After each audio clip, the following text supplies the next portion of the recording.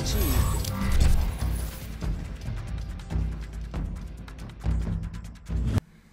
Welcome back to Kamikaze Overdrive MMA Predictions. As always, I am your host, Scott Johnson, and on this episode of the show, we're looking at the upcoming UFC on Fox Henderson versus Thomson event, which will take place on January 25th. I'll be breaking down the 4 main card bouts for you on this episode of the show, and on my website, I will give you all of my preliminary breakdowns and predictions. Also on the website, Josh Harper, the Kamikaze Kid, will be giving you his predictions along with the entire Kamikaze Overdrive prediction panel.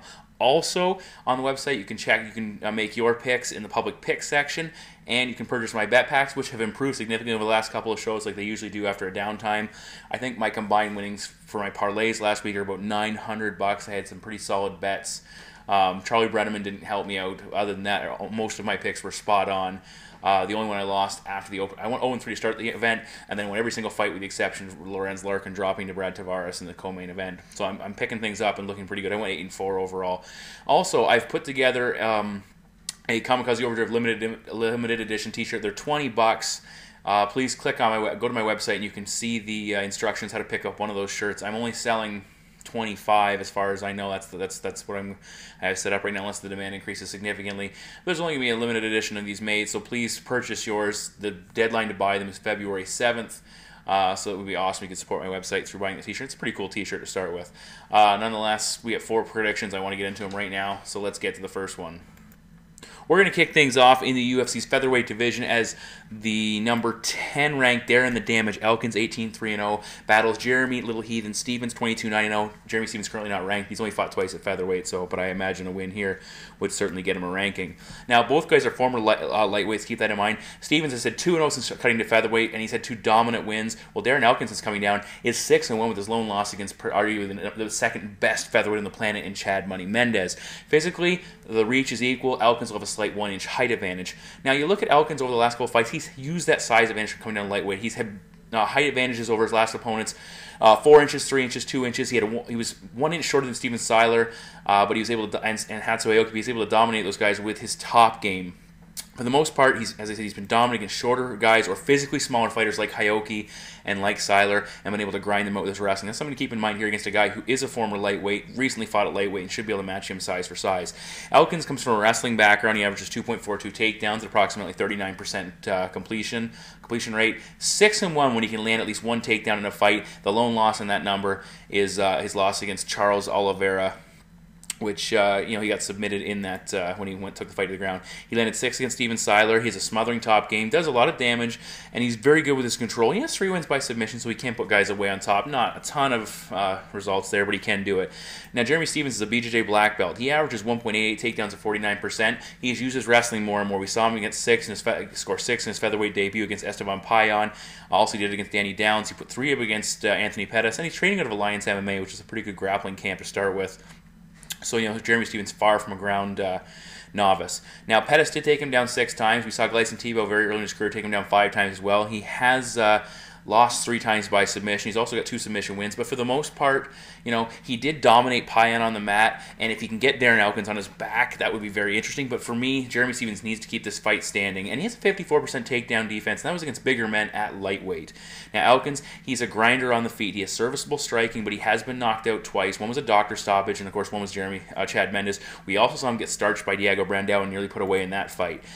He did stop Antonio Carvalho on the feet with a couple shots in an interesting sequence of events, but for the most part, he will be the second best striker in this fight. Jeremy Stevens, 17-1 in fights ended by knockout, stopping some impressive guys like Connie Jason, Rafael Dos Anjos, Cole Miller. A couple other notable wins there by knockout. His 1 KO loss came against Yves Edwards. It was building up to that over a couple of fights. He was getting way too focused in the knockouts, winging big shots, leaving big openings, defensive work, and as a result, he got knocked down. But he's changed since cutting down a featherweight. He's become more technical again. Now, he has had more trouble against technical strikers, I said, against Yves Edwards, Donald Cerrone, Anthony Pettis, and Melvin Gillard. But, he's a better striker, I think, since coming into featherweight. He knows he has to be against faster guys. Stevens is 4-5 overall in fights that go the distance, while Elkins is 7-0 and usually controls those fights with his ground game. Elkins did have some trouble getting Carvalho to the mat. He went 0-2, and he went 1-6 against Diego Brandao in those fights as well. So he certainly isn't a dominant wrestler to the point where he can take anybody down. Stevens, he's more technical with his hands. He has more power, and his kicking game is going to show up big here. I think he has massive stopping power, 145 pounds. I don't think Elkins' chin is as good as it has been or can be, or needs to be, sorry. And I think it gets checked here. So my prediction is Jeremy Stephens to take out Darren Elkins. I got Stephens winning it by knockout. In the UFC's lightweight division, number 8 ranked Donald the Cowboy Cerrone, 21-6-0 with 1 no contest, battles unheralded Brazilian Adriano Martins with a record of 25-6-0. Now, Cerrone's coming off a very big win. It was a rebound win from a defeat against, one-sided defeat against Rafael dos Anjos, but that's been the norm for his career. He hasn't lost back-to-back fights, so that was, hardly unexpected. Now, he looked very motivated against Evan Dunham. The big question is, he's got that win out of the way. Where's his head at coming into this one? He has talked about being financially unstable, to say the least, and he needs to fight and needs to win and get win bonuses, so I would think he'd be motivated coming into this bout. Nonetheless, this is a very dangerous fight for Cerrone because he's facing a very tough but unknown opponent. For Adriano Martins, it's a big step up in competition, but he's far from an inexperienced and untested fighter. He has 31 career bouts. He debuted in the UFC in his last fight, and he defeated Darren Cruickshank, and he also considers some of the guys like George Gurzel, Francisco Trinaldo, Hani Torres, and Gleison Tebow, other guys he's fought, and some of them he's defeated in his career, all UFC caliber. Now, he's a BJJ black belt, also a judo brown belt. 11 wins by submission, though or by knockout. This guy can really crack. Just 3 wins by submission, but he did pick up a submission win in his debut.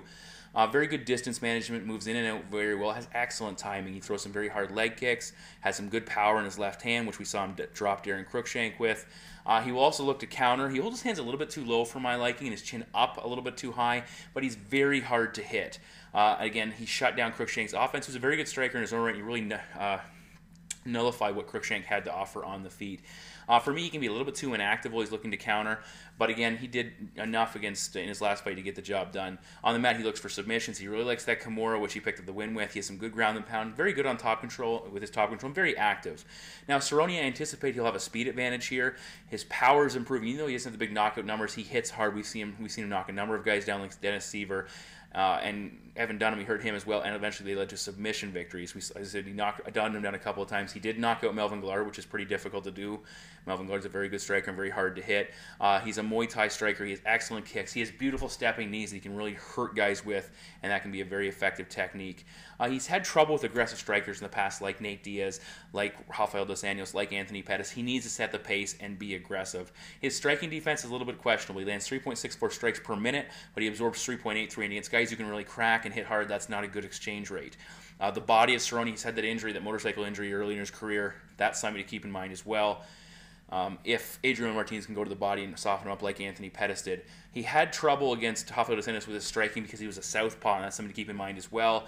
There's some openings. He got dropped with the right hand, and I know Adriano Martins can throw from the southpaw. He's traditionally that side of fighter, so that's something to keep in mind as well. Cerrone's gas tank is also a big question mark. He will slow down in closer fights that he's not running away with.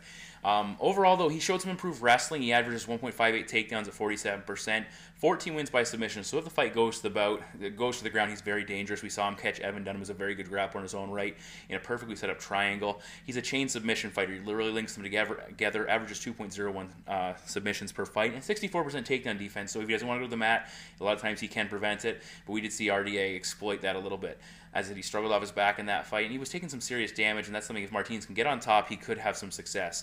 I expect Martins is going to be a much tougher fight than most people are anticipating. A lot of guys are uneducated, don't know a lot about him. Cerrone could walk away with this fight easily, but Martins is far from a guy to look past. Cerrone's head is always a big question mark. He seems motivated, for me, remotivated, in fact, to get back and get in the win column.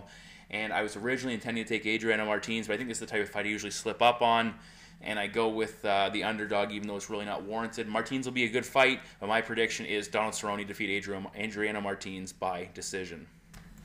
We're now in the UFC's co-main event of the evening, and it's a very interesting heavyweight battle as the number 8 ranked Stipe Miocic 10-1-0 battles number 12 ranked Gabriel Gonzaga 16-7-0, former UFC heavyweight title challenger Gabriel Gonzaga. Now Miocic's coming off a big upset win over Roy Nelson, upset win that I predicted. It was a rebound from his first career defeat, and everybody talks about that first defeat of your career. You usually come back stronger, and that was the case there. He looked excellent in that fight against a very tough opponent. Now Gonzaga, he's also in a bit of a rejuvenation period. His career has been reborn since unretiring, quote-unquote, going 5-1. The only loss coming against Travis Brown, who just stopped Josh Barnett in a similar fashion, the way he stopped Gonzaga with elbows on a takedown attempt. Now, Miocic, 7 of his 10 wins have come by knockout. He has a boxing background. He's also an NCAA Division I wrestler. For Gabriel Gonzaga, he has 9 knockout wins, but also 7 submission wins. He's a 4th degree BJJ black belt, and he's very good on the mat. Now, I'll talk about that in a moment, but Gonzaga, 6 knockouts. Knockout losses, that's something to be concerned with. We saw Travis Brown, he's 5 of them coming to the UFC. Travis Brown, Randy Couture, Fabricio Verdum, Shane Carwin, and Junior Dos Santos all stopped him. Plus, Verdum also stopped him earlier in his career in a jungle fights contest. So 6 knockouts, that's a major concern, especially when you're fighting in the heavyweight division where it all takes one shot from a big guy to put you away. He has struggled with decent strikers, but those decent strikers also need to be capable in the grappling department to defend against Gabriel Gonzaga's attacks, and that's what caused him the most trouble. He fell in love with the striking after knocking out Mirko Cro Cop, which is a highlight reel win, but really it was kind of almost downhill from there after he lost to Randy Couture. He's a very capable striker. As we said, we stopped Mirko. He stopped Dave Herman and Sean Jordan in his last 2 fights. His hands have looked good of late. He has solid leg kicks, but those are short fights that don't get drawn out against guys he's able to put away fairly quickly. In the Herman fight, he stopped him with a very nice right-hand counter off a kick. In the Jordan fight, he also used a counter-strike, the right hand again off a jab this time. His timing looked excellent in those bouts, and he's a big man with big power, and if he lands flush, you are going night-night in most situations. But since he's come back, he's been much more focused on the takedowns. 3.32 takedowns at 49% overall in his career. He scored 5 takedowns in his first 2 fights back in the UFC. 0 for 3 in his last 3 bouts. None in his last 3 bouts. But those are all been quick KOs, 2 wins and a loss. So really has a chance to work on his ground game. He's very aggressive, constant pursuit of the takedown in the Ben Rothwell fight. We saw that. He did have some trouble getting Big Ben to the mat, which was something, and controlling him when he got there for a while, which is something to be concerned with against a guy like Miocic. Now, Stipe Miocic, he moves very well. He landed some very solid shots against Roy Nelson. He showed a good jab, picked his spots well, showed excellent timing, rocked Roy several times, which is very difficult to do. His knee strikes were well placed as well, and he showed some very short elbows along the cage, and he's a very high volume striker. In this fight, he's going to have a size advantage, and he should be the faster fighter, which is something to keep in mind as well. Speed kills, and when he can back it up with size, that's an even more bigger advantage. He did have some trouble with the kicks of Shane Del Rosario, may he rest in peace, and Gonzaga could find some success there. And we did see Struve hurt him and finish him on the feet, so if Gabe can land, he could put him away. Now, Stipe, he's going to want to keep this fight standing. He should have a slight edge in cardio if this fight goes long, as far as I'm concerned. Now, Gabriel Gonzaga, he struggled to engage Brendan Schaub pre-retirement. And Schaub was the faster, more diverse, and gifted striker than Gonzaga, and that caused some problems, and I think Miocic will have success there as well. Stipe's got a 67% takedown defense, but Joey Beltran did take him down 1 time on 2 attempts, and Nelson 0 for 1, so he's not really been tested against a guy like Gonzaga who's going to go after the takedown. Gonzaga, 2.4 strikes landed per minute versus 3.14 strikes absorbed per minute, so he gets hit a lot, way too much for a heavyweight fighter. Gabe, when he stands with opponents, he usually gets outstruck, and he usually gets knocked out. When he grapples, he limits his opponent's outputs. In his last 9 wins, his opponents have landed a grand total of 3, 12, 0, 0, 1, 2, 1, and 1, and 2 total strikes, totaling 22 total strikes landed over his last 9 victories, which shows you how effective he can be with his ground game. Stipe, on the other hand, 5.48 strikes landed per minute versus 2.51 absorbed. Nelson, he landed 129 against Joey Beltran 103, which is very impressive for a heavyweight. Gonzaga is more diverse than Roy Nelson, but Miocic needs a very similar game plan. Stick and move, land with power, avoid the big shot, avoid getting taken down. Stipe is a more technical striker. By far, in the last 2 guys that Gabriel Gonzaga's defeated, he needs to sprawl and keep Gonzaga on the feet. Miocic will land that big shot eventually, and Gonzaga doesn't have Nelson's chin, so my prediction is Stipe Miocic to defeat Gabriel Gonzaga by knockout. In the main event of the evening, number 1 ranked Benson Smooth Henderson, 19-3-0, former UFC and WEC champion, battles number 4 ranked Josh the Punk Thompson, 25-0 with 1 no contest, the former Strikeforce champion. It's very interesting to see here. We have both guys are in the UFC, have done very well, but we have a former WEC guy in Henderson against a guy who made his name in Strikeforce, and Josh Thompson representing those former organizations battling it out in this main event in the UFC. Now, Henderson's coming off a title fight loss against Anthony Pettis. Last time he lost to Anthony Pettis, which cost him a title, he won 7 straight fights, including defeating 6 top 10 ranked opponents, and went on to capture the UFC lightweight title. We'll see if he can, return to that form here. Now, Thompson was supposed to fight Pettis in this bout for the title, lost that opportunity. He needs a win to keep that shot. Now, Thompson has talked about this being a very terrible training camp, possibly a ploy to throw Benson Henderson off. He is coming off a 9-month layoff, and he's very much known for beating himself up and getting injured in camps. We'll see if he's deciding to fight through possible injuries. Now, Henderson comes into this bout with a Taekwondo background, Taekwondo and BJJ black belts. He's an NAIA All-American wrestler. 2 wins by knockout, 8 wins by sub, and 9 wins wins by decision. In the loss column, 2 losses by submission and 1 very close decision against Anthony Pettis. For Thomson, he's a black belt in Guerrilla Jiu-Jitsu, NCAA Division I wrestler, 5 knockouts, 9 subs, 6 decision wins. He has been defeated 4 times on the judges' scorecards, and he was knocked out in that highlight reel fashion by Yves Edwards. Now, Thomson's a good striker. He has power in his hands. He throws in flurries, and we saw him land some brutal head kicks against Nate Diaz, and he also had some success with some short elbows in the clinch. Now, he threw a lot of low kicks in that fight, used a lot of movement, changed his stance up several times. I expect to see that something similar here against Ben Henderson. Not a lot of punches, though, and when he did punch, it was in flurries and quickly as he came in. Henderson not known for his striking power, but he does have a very heavy leg kick game, which comes from his Taekwondo background. Both guys are very close in strikes landed and strikes absorbed per minute. Small edge to Henderson in those situations. I anticipate on the feet this fight's going to be very close. The power edge goes to Josh Thomson, but the stats and the speed favor Henderson, and the ground game is going to be the key to this bout. Thomson did take Nate Diaz down. He has solid top control and does good damage. He beat KJ Noons with a ground-based attack, landing 6 takedowns, and he also had a lot of success putting Gilbert Melendez on the mat, I think also 6 times in his original defeat of Melendez. Thomson has had trouble keeping fights vertical, though, against good wrestlers. He was taken down by Nate Diaz. Gilbert Melendez, in one of his wins over Thomson, landed 5. Tetsuya Kawajiri, who's now at featherweight, put him down 6 times. Pat Healy. 11 takedowns also by Clay Guida, way back in the day. Pretty much irrelevant, that fight. Henderson, 2.77 takedowns at 47%. He's dominated guys before this takedown game. 8 against Nate Diaz, 7 against Jim Miller, 8 against Donald Cerrone. He will use his wrestling-based attack. We know he will look for that in this matchup. Thomson is 12-3 in his career when he wins or ties the takedown battle, but he's 2-3 when he loses it, and that's a number to keep in perspective here. For Henderson, he has lost a takedown battle in his UFC WEC career 5 times. He's 5-0 in those fights. Only time he get really dominated, at least in the takedown numbers, was against Frankie Edgar. Took him down went 5-0 again in the takedown comparison in the first fight, and Ben still won it. He has a 65% takedown defense, so he's difficult to take off his feet.